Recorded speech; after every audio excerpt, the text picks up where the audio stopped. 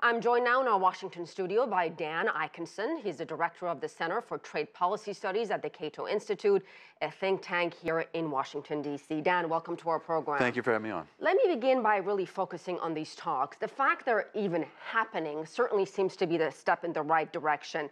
But realistically speaking, what can we expect? Some kind of agreement, a sort of short-term compromise, or is this just laying the foundation for bringing down all the threats and all the tensions? Yes, I think the main objective is to reduce tensions, maybe to get some sort of resolution. I'm not sure, however, that the Chinese are going to be aware of what the objectives of the Americans are. We have a delegation of 5 members of the cabinet. I think Secretary of the Treasury Mnuchin and Larry Kudlow, would like just a quick resolution, promises from China to purchase more U.S. products, maybe sell fewer products to the United States. But the rest want more structural change. I think Lighthizer and Navarro are saying we have a mercantilist technological situation here. We need to get to the technology transfer, the subsidization of futuristic industries.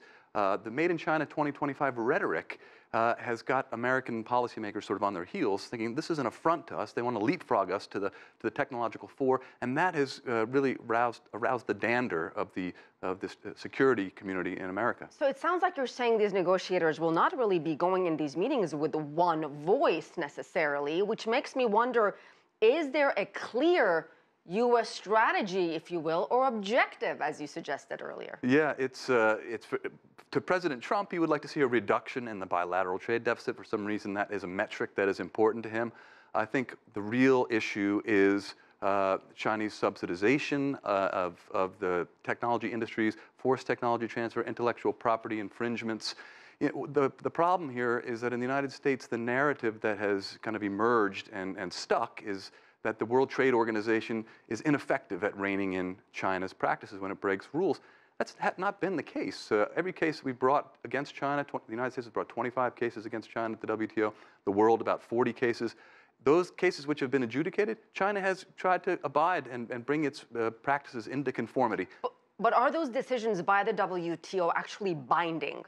Well, no, they're not, but China has, most countries do abide those decisions. The decisions will say, we recommend that China come into conformity with their obligations. And if there's any country that is to be outside of the rules and to not come into compliance in an expeditious manner, it's the United States. We've been outside of compliance in many cases.